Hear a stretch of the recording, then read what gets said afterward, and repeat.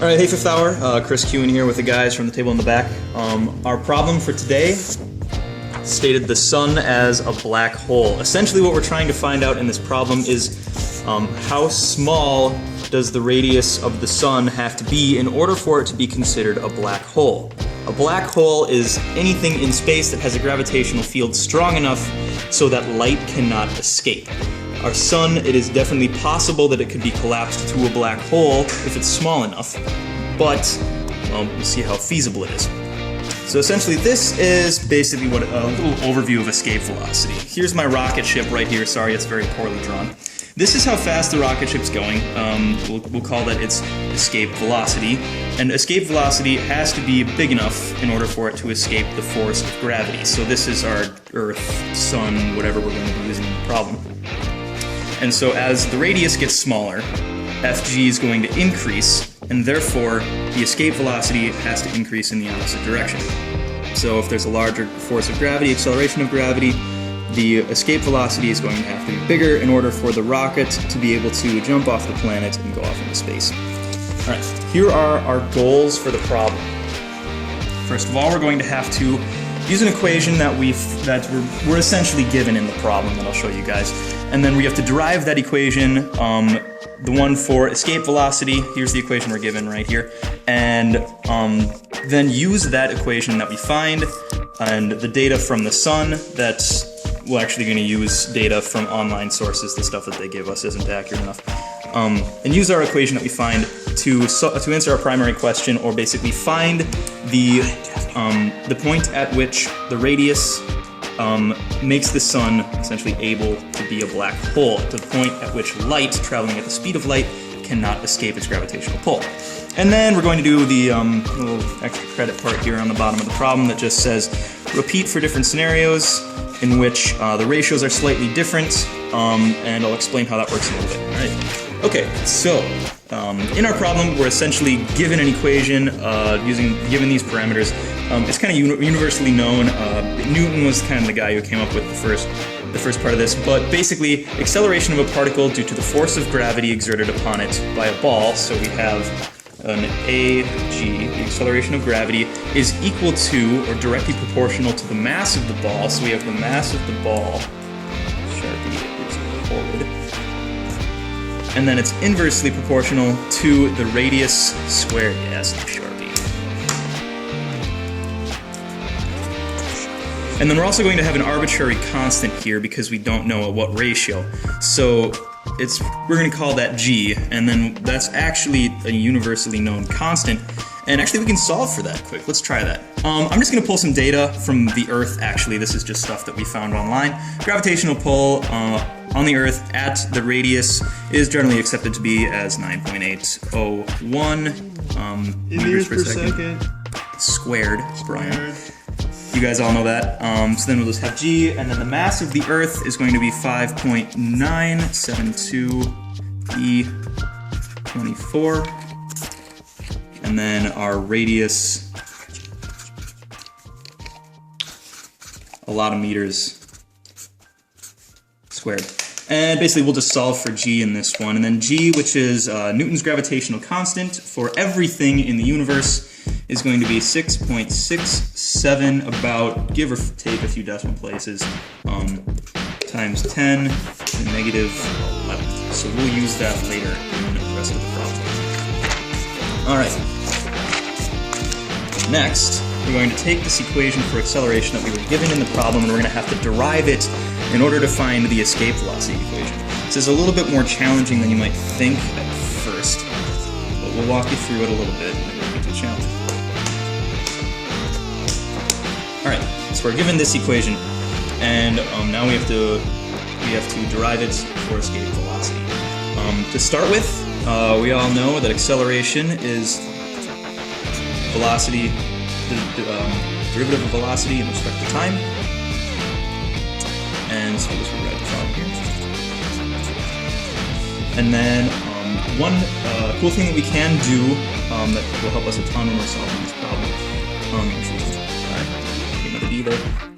This can be chain ruled, a little bit of substitution, whatever you want to call it, but it's the same thing as the derivative of velocity in respect to displacement, which is actually going to be r, times the derivative of displacement over the derivative of time. And this helps us quite a bit actually, because we have an r over here. So we got an r and we've got a dr. And now we've got here though too. And then but we've got a dv, but we don't have a velocity.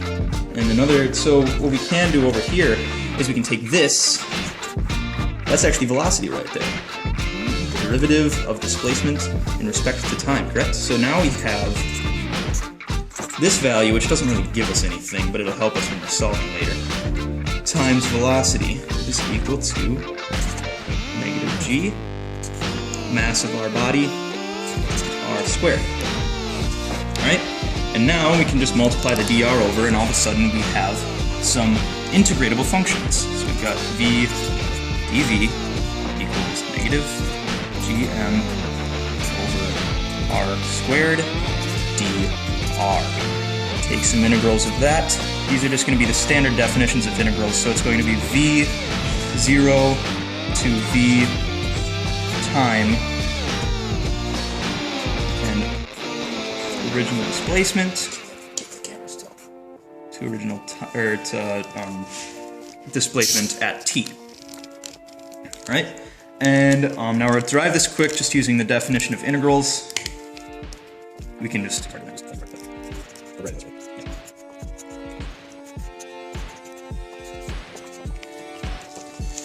and we will find this here.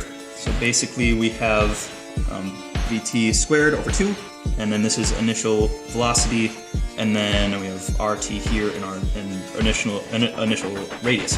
And rt, because we're trying to find escape velocity, is going to go to infinity. Because we're looking for at what point on the scale does velocity equal 0. So vt is going to be 0. So we'll plug those into the equation, and we're going to wind up with this.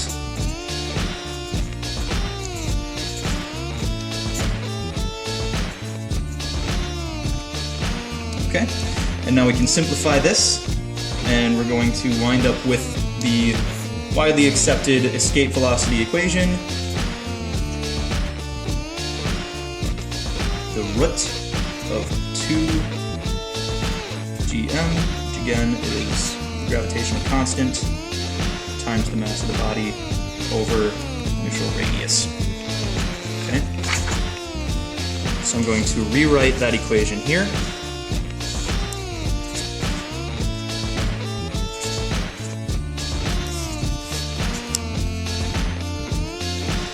Alright, now that we have that, let's quick plug in some values, and we can actually solve for the answer to the first step of our problem here. So basically what we're trying to do is we're trying to find r at the point which the velocity of light is not able to escape the gravitational pull of the sun. So we're going to plug in the mass of the sun here, and then we're going to use r as our variable and plug in the velocity of light over here. Alright, let's go ahead and point at which the escape velocity, which is the speed of light, so we're going to plug in the velocity of light here, 3e8, that's how you guys know it. And then we're going to solve for r using the mass of the sun and the universal gravitational constant, and then that will be the radius at which the sun would be considered a black hole. So I'll just go ahead and do that quick for you guys. Our mass of the sun is going to be 1.989 30 kilograms. Very large sun.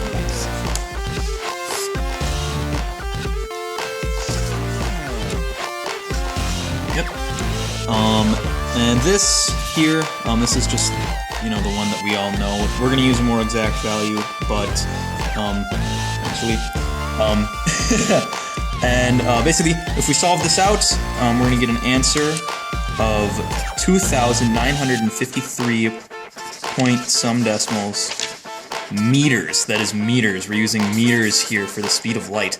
So this is under 3 kilometers. Would have to be the radius of the sun. So the sun, the full radius of the sun right now is 695,500 kilometers, and it would have to shrink to under 3 kilometers in order to become a black hole.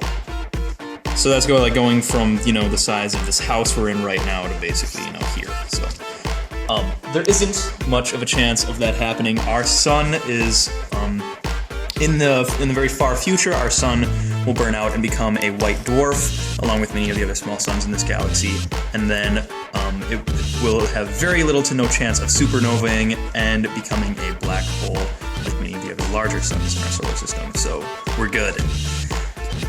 Awesome. So here's the answer to the first part of our problem. Alright, party people, here we go. This is Brian now, not Chris, and this is the initial condition that we were... Chris is going to hold the camera and hold it still. Yep. Still. Right, Shashank? Okay, anyway, this is our new condition. R to the 3 has power, okay? And up until some point, this doesn't really matter, but when we start integrating it, that's when we have to start paying attention to it. Okay, so we're just gonna skip over some parts and we're gonna go to the part where this 3 has power right here actually becomes a challenge, okay? So, skip to right here, the process. Okay, take the integral of both sides.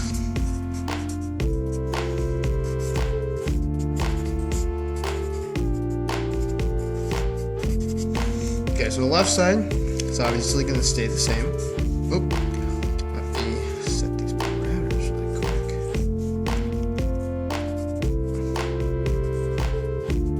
Okay, so VT squared over 2 minus V sub 0 squared over 2 equals 2 GM over the square root of RT.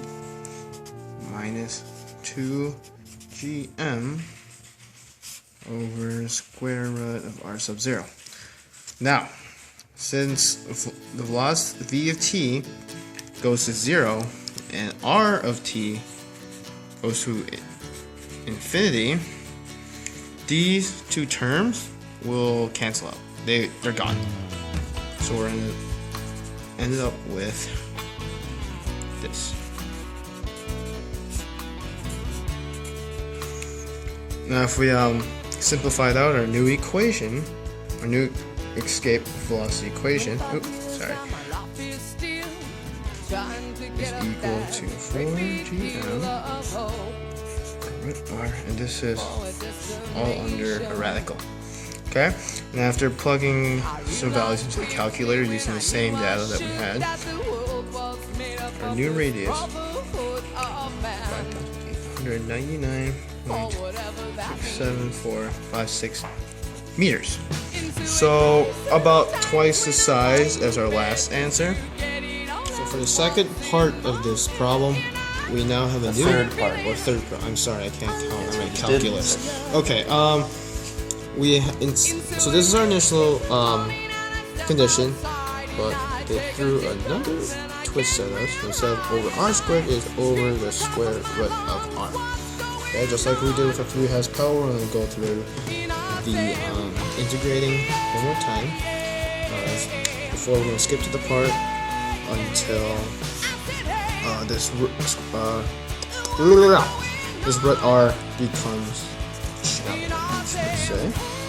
Okay, so again, both sides.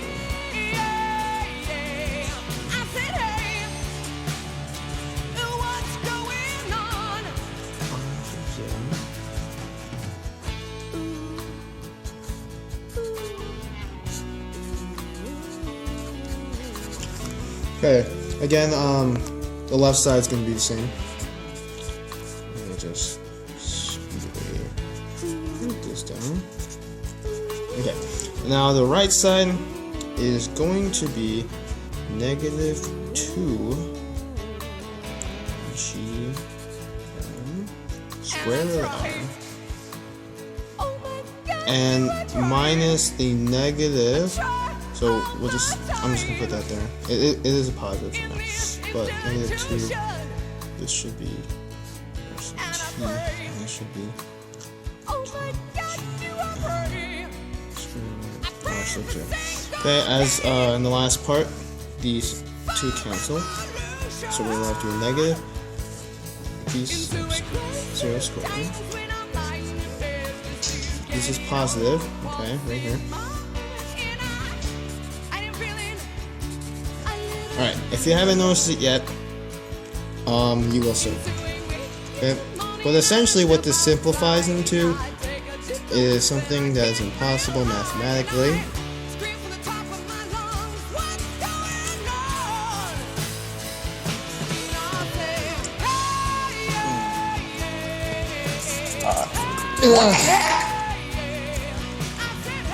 So essentially, given these parameters, that the new gravitational field is inversely proportional to the root of the radius, it isn't actually possible for the sun to become a black hole. The gravitational field will never be strong enough. Or we're just going insane.